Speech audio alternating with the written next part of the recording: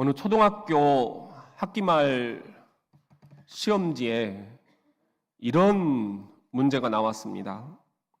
어떠한 일을 마음먹고 3일을 넘기지 못하는 것을 뜻하는 사자성어를 쓰시오.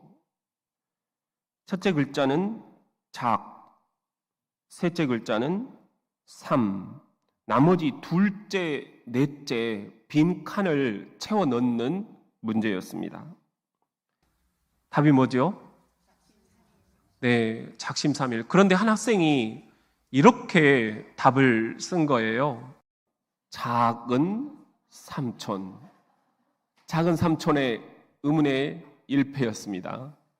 따라합시다. 조카들이 보고 있다.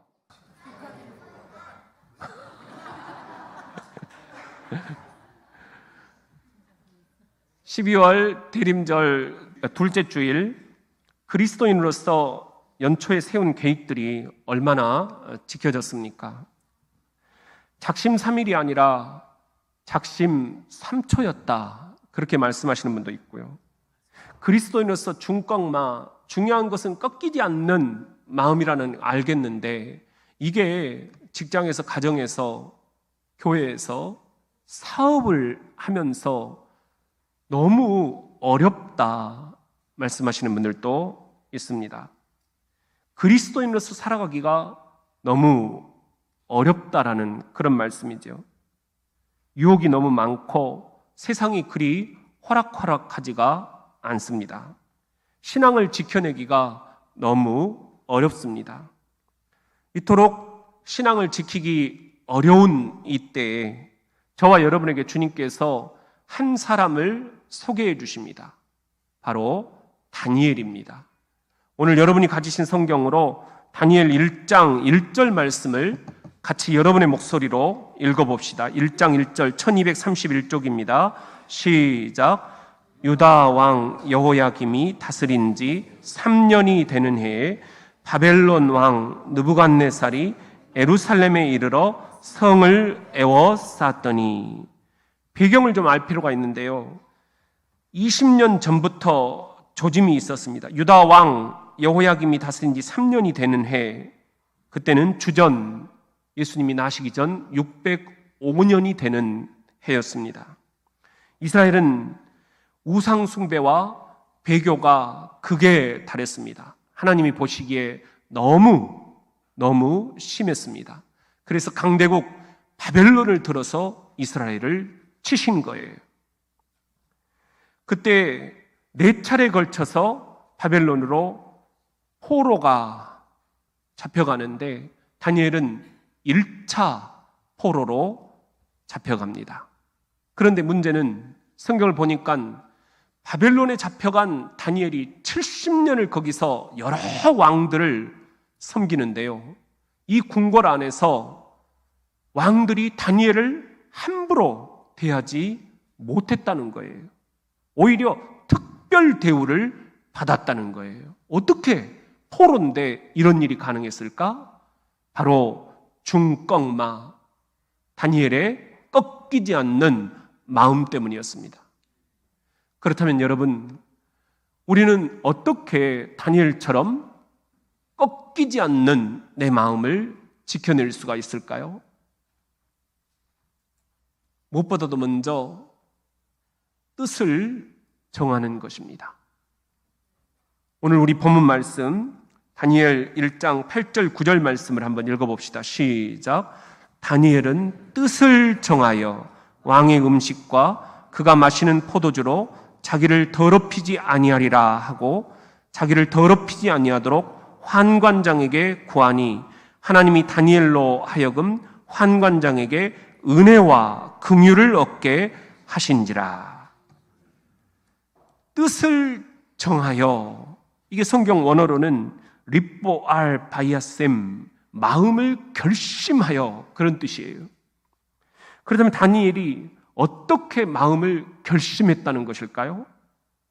왕의 음식과 왕이 주는 포도주를 나는 결코 마시지 않겠다.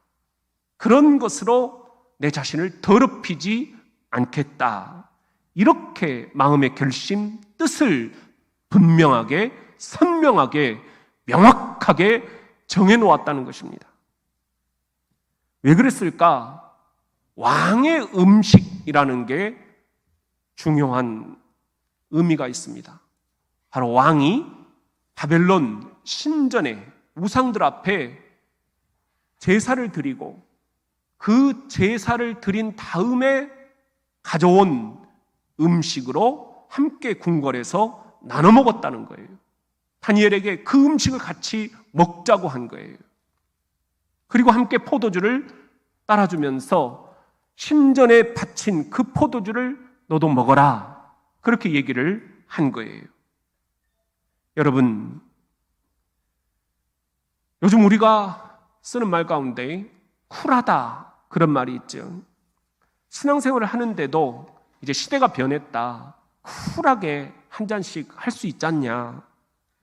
여러분, 믿지 않는 이들에게 좋은 소리를 듣기 위해서 쿨하게 살아가는 그리스도인들이 요즘에는 너무나 많습니다. 여러분은 어떠십니까? 연말이라 술자리 회식들이 많아지지요. 그리스도인으로서 고민이 많으시지 않습니까? 고민씩이나 하느냐고요? 이미 쿨하게 한 잔씩 다 하고 있다고요? 한 남자가 술집에 들어와서 맥주를 3잔 시켰습니다. 그리고는 3잔을 번갈아 마셨습니다. 술집 주인이 의아해서 물었습니다. 손님, 3잔을 번갈아 마시는 이유가 뭡니까? 나에게 형이 둘이 있는데 서로 멀리 떨어져 있어가지고요. 보고 싶은 마음에 형님들 잔까지 같이 놓고 이렇게 번갈아서 마시고 있는 중입니다. 며칠 후에 그 남자가 술집에 다시 왔습니다. 이번에는 맥주를 2잔만 시키는 거예요. 술집 주인이 의아해서 또 물었습니다. 형님께 무슨 일이 생겼습니까? 남자가 대답을 했습니다. 형님들은 괜찮습니다. 사실은 제가 술을 끊었답니다. 하나님이 가장 싫어하시는 것 3가지가 있습니다. 한번 따라해 봅시다. 핑계, 변명, 타협. 이 3가지로 우리도 지금 우리 자신을 멋지게 포장을 하고 있지는 않습니까? 세상이 달라졌다. 사람들하고 접대를 하려면 어쩔 수가 없다. 왕의 음식, 왕이 주는 포도주를 마시지 않고는 내가 직장 생활을 할 수가 없다. 사업을 할 수가 없다. 가족들과 우리 애들과 대화가 되려면 이제 이런 것들은 쿨하게 한 잔씩 주고 받아야 된다. 여러분, 왕의 음식이라는 것 다시 주목하십시오. 그것은 바벨론 왕의 음식, 다시 말해서 바벨론 왕의 문화에 동화된다는 것입니다. 흡수된다는 것입니다. 순응을 한다는 것입니다.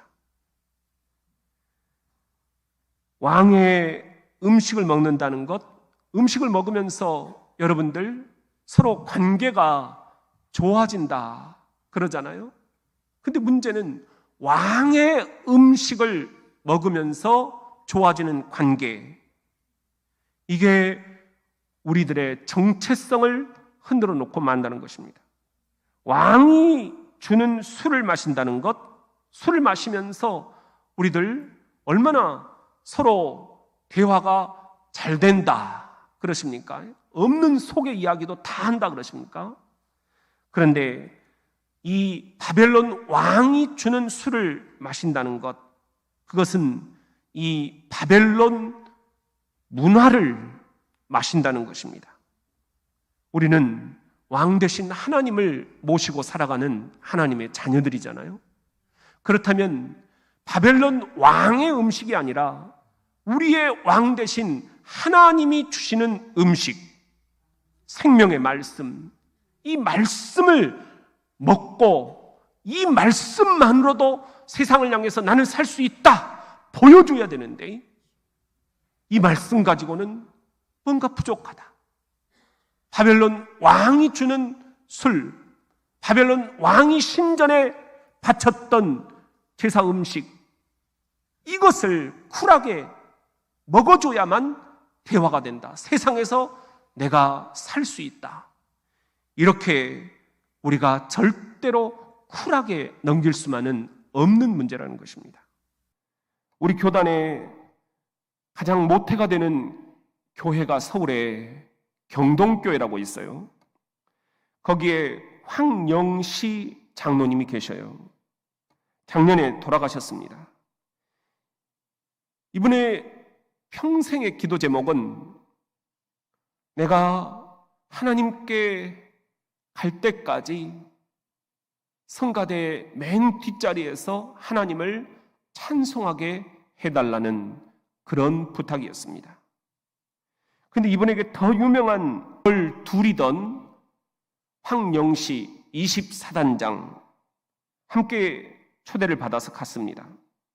청와대에서 대통령이 한 사람씩 술을 따라주는데 황영시 장군 차례가 되었습니다. 그런데 술잔을 받은 황영시 장군이 테이블에 이 술잔을 내려놓는 것입니다. 임자, 왜 그래? 박정희 대통령 고유의 그 말투가 있잖아요. 각하, 그때는 각하라고 했어요.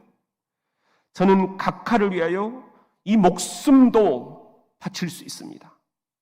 그러나 저는 하나님을 믿는 그리스도인으로서 이 술만은 마실 수가 없습니다. 갑자기 박정희 대통령 안색이 파랗게 변하더니 그 자리를 박차고 나가버리는 거예요. 옆에 있던 장군들이 난리가 났습니다. 이제 당신은 죽었다.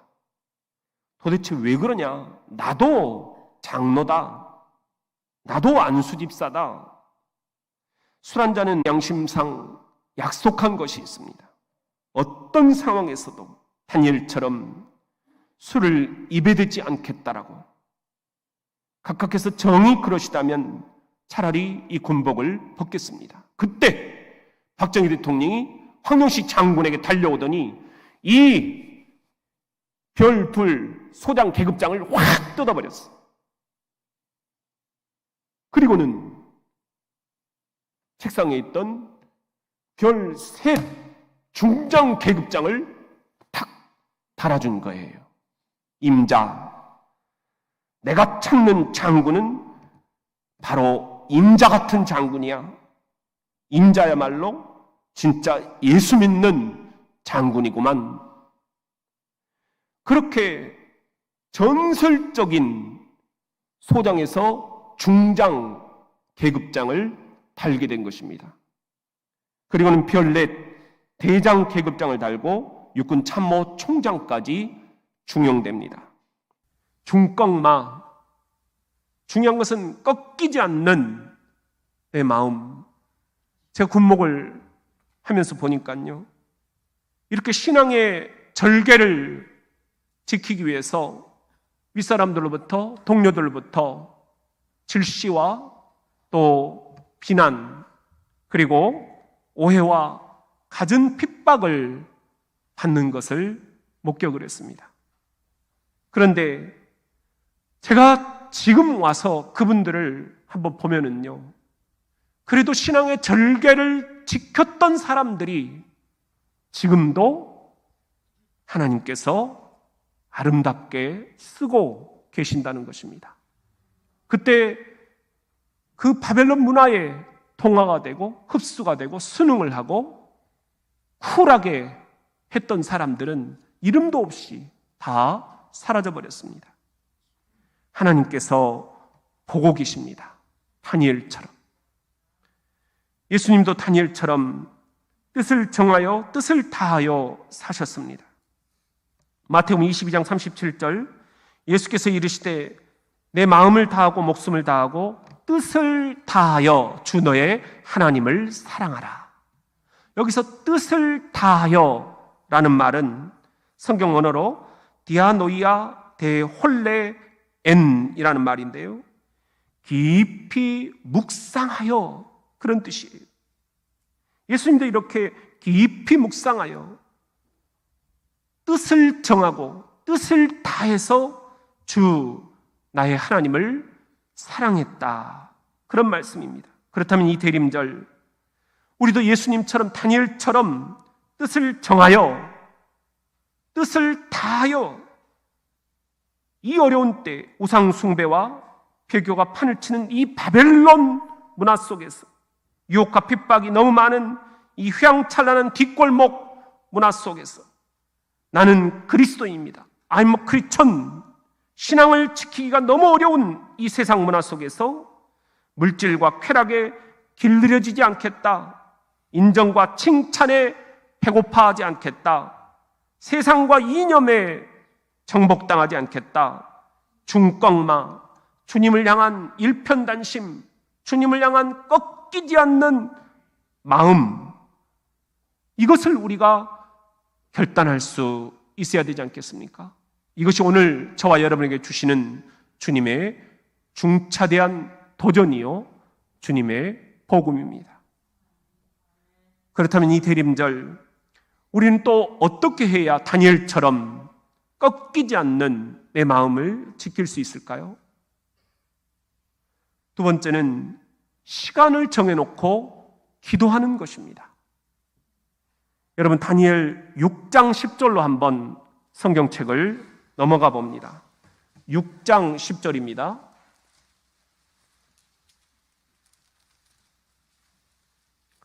(1243쪽) 같이 읽습니다. 시작. 다니엘이 이 조서에 왕의 도장이 찍힌 것을 알고도 자기 집에 돌아가서는 윗방에 올라가 예루살렘으로 향한 창문을 열고 전에 하던 대로 하루 3번씩 무릎을 꿇고 기도하며 그의 하나님께 감사하였더라. 전에 하던 대로 습관적으로 했다라는 거예요. 습관이 사람을 만드는 거예요. 습관이 여러분의 신앙을 결정짓는 거예요. 다니엘의 중꺾마, 꺾이지 않는 마음은 하루 3번씩 전에 하던 대로 예루살렘 하나님의 성전이 있는 곳을 향하여 창문을 열고 기도하며 하나님께 감사드렸다. 이것 때문에, 이 습관 때문에, 이 기도하는 습관 때문에 하나님을 향한 꺾이지 않는 마음을 지켜낼 수가 있었다는 것입니다. 런던 캔터베리 교회에 니콜라이라는 집사님이 있었습니다. 17살의 교회 직원으로 정식 채용이 되었어요. 한평생 교회를 쓸고 닦으면서 교회 종을 쳤습니다. 하루에 3번씩 아침이면 주님 감사합니다, 이 지역을 축복합니다. 한낮이 되면 12시 주님 감사합니다, 이 지역을 축복합니다.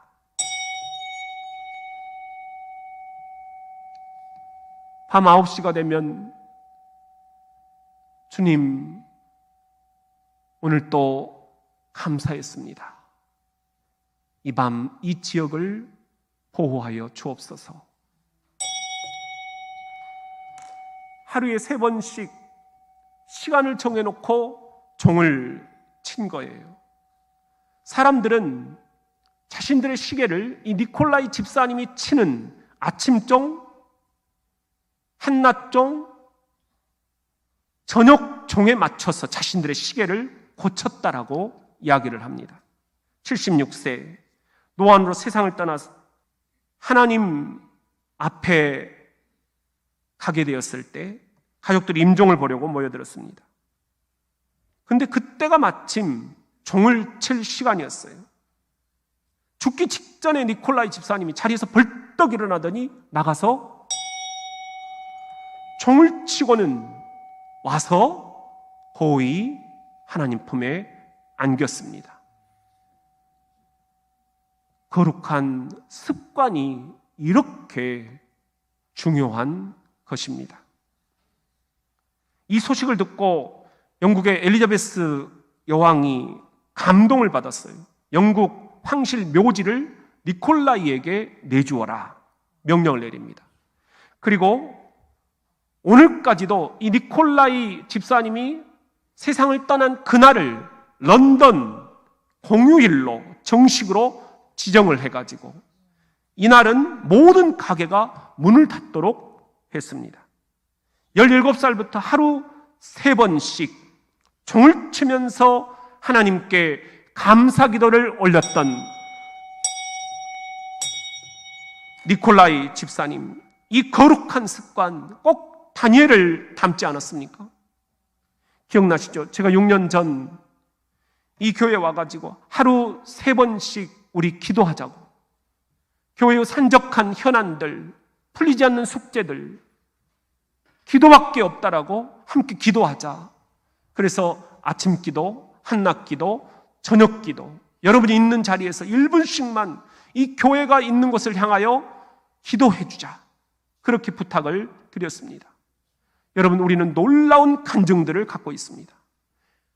이 기도와 삼시세끼 다니엘 기도라고 이름이 붙여진 것 기억나시죠? 교회의 현안들이 순식간에 다 해결이 되어버렸습니다. 여러분이 갖고 있는 질병과 문제와 상황들이 전부 다 해결이 되어버렸습니다. 그래서 우리는 여기까지 달려오게 된 것입니다. 코로나도 여기까지 이겨내게 된 것입니다. 여러분, 우리가 한 것이 아닙니다. 우리는 기도했고 하나님이 하신 것입니다. 기도밖에 없다라는 것. 그리고 이 기도가 삼시세끼 시간을 정해놓고 할 때에 너무너무 거룩한 습관이 된다라는 것. 다니엘이 그랬듯이 말입니다. 예수님도 다니엘처럼 거룩한 습관을 지키셨습니다. 누가복음 22장 39절에 보면은 예수께서 나가사 습관을 따라 감람산에 가서 무릎을 꿇고 기도하여 내 원대로 마시옵고 아버지의 원대로 되기를 원하나이다 하시니 천사가 하늘로부터 예수께 나타나 힘을 더하더라. 천사가 나타나 예수께 힘을 더했다. 여기에서 우리가 핵심을 잡아야 됩니다. 여러분, 지금 이 어려운 때, 이 어려운 직장 생활, 이 어려운 사업 경영, 이 어려운 교회 현실, 이 어려운 가정의 기도 제목들, 어떻게 우리가 타개해 나갈 것이냐, 어떻게 돌파할 것이냐, 그것은 기도밖에 없다. 그런데 우리가 이렇게 기도할 때 하나님께서 천사를 보내셔서 우리에게 힘을 더해 주신다. 할렐루야. 이 사실을 믿으시기를 바랍니다. 그렇다면 이 대림절 우리는 또 어떻게 해야 다니엘처럼 꺾이지 않는 내 마음을 지킬 수 있을까요? 세 번째는 내가 기도한 것은 이미 응답받았음을 믿고 담대히 선포하는 것입니다. 우리 다니엘 10장 12절로 한번 넘어가 봅니다. 여러분 성경책 1251쪽 다니엘 10장 12절 하나님의 말씀입니다. 시작. 그가 내게 이르되 다니엘아 두려워하지 말라. 내가 깨달으려 하여 내 하나님 앞에 스스로 겸비하게 하기로 결심하던 첫날부터 내 말이 응답받았으므로 내가 내 말로 말미암아 왔느니라. 무슨 말씀이에요? 다니엘아, 네가 결심하고, 뭔 결심? 하나님께 하루 3번 창문을 열고 기도하리라 결심했던 그 첫날부터 네 말이 내게 응답받았다. 네 기도가 이미 첫날부터 응답받았다라고 말씀을 하시는 거예요. 그리고 내가 그 첫날부터 네 기도로 말미암아 네 기도를 듣고 네 눈물을 보고 네 곁에 왔느니라. 지금 임마누엘, 우리 곁에 와 계신다는 거예요. 여러분, 중꺾마, 일편단심 주님을 향한 마음이 꺾이지 않는 다니엘의 기도, 그것은 내가 드린 기도 이미 첫날부터 응답받았다는 확신이 있었습니다. 그리고 응답받을 때까지 기도하겠다, 마귀의 방해를 끝까지 버텨내겠다 결심이 섰던 것입니다. 이게 진짜 백이 기도의 모습입니다. 코끼리를 냉장고에 넣는 법 아시죠? 뭐죠? 들어갈 때까지 굴뚝이를 밀어 넣는 것입니다. 그러면 지가 안 들어가고 배기냐는 거예요. 기도도 그런 것입니다. 응답 받을 때까지 기도하는 거예요. 그런데 놀라운 것은 우리가 기도하리라 마음먹은 그 첫날부터 하나님은 이미 내 기도에 뭐 하셨다? 응답하셨다. 그리고 그 첫날부터 내 곁에 뭐 하셨다? 와 계셨다. 우리가 이걸 모르고 문제와 상황과 질병에 얽매이는 것입니다. 여러분, 1887년 12월 25일 미국 뉴멕시코주 인구 1000명밖에 안 되는 샌안토니오, 그 작은 마을에 한 소년이 태어났습니다. 아빠는 너무 가난했습니다. 아들을 데리고 오늘은 이곳, 내일은 저곳 물건을 팔러 다녔습니다. 문제는 잠자리를 구하는 거였습니다. 노숙할 때도 있었고, 연기가 가득한 헛간에서 잘 때도 있었고, 차 안에서 잘 때도 있었습니다. 여러 사람들과 함께 좁은 화장실에서 잘 때도 있었습니다. 그러던 어느 날 그나마 그런 잠자리도 얻지 못했습니다. 어느 가게 모퉁이 찬바람 맞으며 쪼그리고 자려는데 아빠가 말을 걸었습니다. 춥니? 조금요. 우리 이런 고생 조금만 견디자. 곧 좋은 날이 오겠지. 그래요, 아빠. 근데 아빠, 나한테는 꿈이 하나 있어요. 뭔 꿈?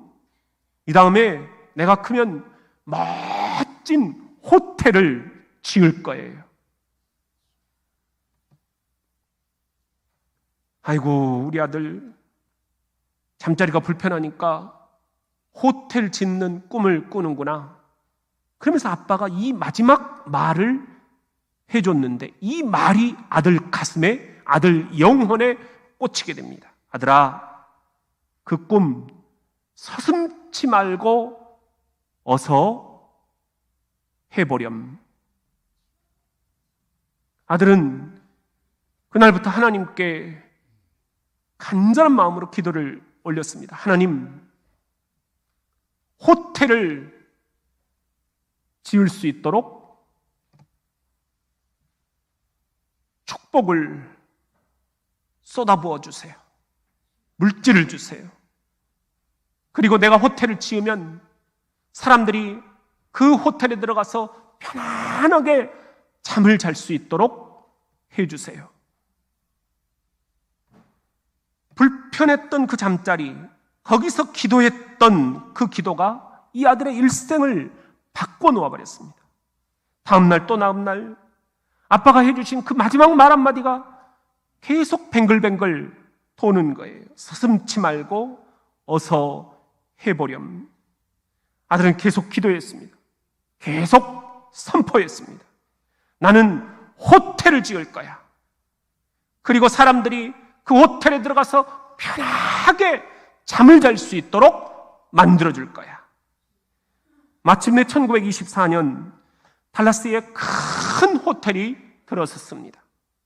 1939년 캘리포니아에도, 뉴욕에도, 일리노이에도 엄청나게 큰 호텔이 들어섰습니다. 지금은 전 세계에 500개가 넘는 멋진 호텔이 들어서 있습니다. 1983년 우리나라에도 그 호텔이 들어섰습니다. 무슨 호텔? 그렇죠. 힐튼 호텔입니다. 바로 그 아들의 이름이 콘래드 힐튼이었던 것입니다. 불편했던 잠자리, 그것이 기도의 제목으로 바뀌었습니다. 문제가 기도 제목으로 바뀌었더니 그 기도를 믿음으로 담대하게 선포했더니 하나님이 이미 응답하셨고 이미 이 힐튼 곁에 와 계셨던 것입니다. 다니엘처럼 말입니다. 예수님도 다니엘처럼 꺾이지 않는 마음을 지켜내시기 위해서 이렇게 담대하게 기도하라고 말씀을 하십니다. 마가복음 11장 24절, 그러므로 내가 너희에게 말하노니 무엇이든지 기도하고 구하는 것은 받은 줄로 뭐하라? 믿으라. 믿으라는 건 뭐예요? 그렇게 담대하게 선포하라는 거예요. 하나님이 이미 응답하셨다라고 선포하라는 거예요. 그리하면 너희에게 그대로 되리라. 우상 숭배와 배교가 판을 치는 이 바벨론 문화, 유혹과 핍박이 너무 많은 이 뒷골목 문화, 여기에서 I'm a Christian, 나는 그리스도인입니다 고백하기가 너무 어려운 이 세상 문화, 내가 어떻게 이 속에서 신앙을 지켜낼 것인가? 중꺾마 내 마음이 꺾이지 않을 수 있겠는가? 그건 너무 어렵습니다. 목사님이 세상을 몰라서 그렇습니다. 내가 일을 하려면, 사람을 만나려면, 뭔가 네트워크를 넓혀가려면 믿지 않는 사람들과 쿨하게 한 잔씩은 해야 됩니다.